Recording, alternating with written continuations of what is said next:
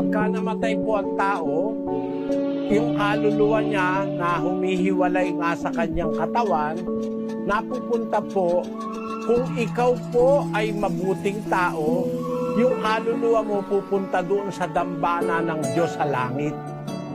Basahin po natin ang Apokalipsis 6:9. At nang buksan niya ang ikalimang tatak, ay nakita ko sa ilalim ng dambana ang mga kaluluwa ng mga pinatay dahil sa salita ng Diyos at dahil sa patutuong sumakanila.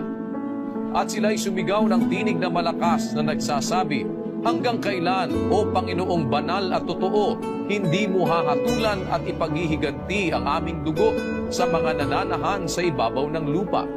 At binigyan ang bawat isa sa kanila ng isang maputing balabal at sa kanila'y sinabi na magpahinga pa ng kaunting panahon hanggang sa maganap ang bilang ng kanilang mga kapwa-alipin at ng kanilang mga kapatid na mga papatayin namang gaya nila. Maliwanag yung salita, nakita ni Juan.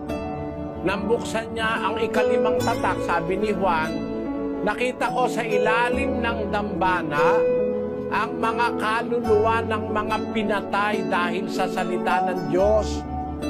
Yung mga kaluluwa ng mga pinatay ng mga taong matutuwid dahil sa salita ng Diyos, nandun sa ilalim ng dambana ng altar sa langit at nagpapahinga pa sila doon. Pero yung mga tao pong masasama, pagka po sila namatay, ang kanilang kaluluwa, pati yung espiritu nila, nakakulong sa isang bilangguan. Basahin natin ang 3:18 ng unang Pedro. Sapagkat si Kristo man ay nagbataring minsan dahil sa mga kasalanan, ang matuwid dahil sa mga di matuwid, upang tayo'y madala niya sa Diyos.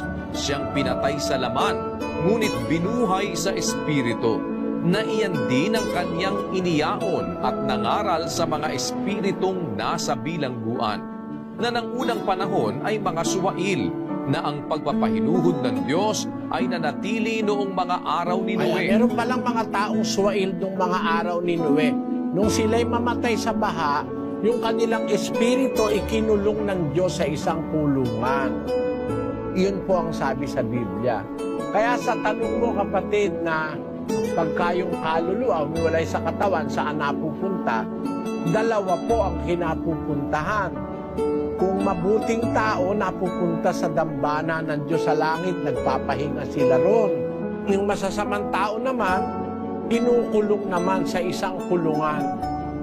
Iyon ang kulungan na yun ang pinuntahan ni Kristo nung siya'y namatay sa laman. Pumunta siya ron, nangaral siya sa mga espiritong nakabilanggo.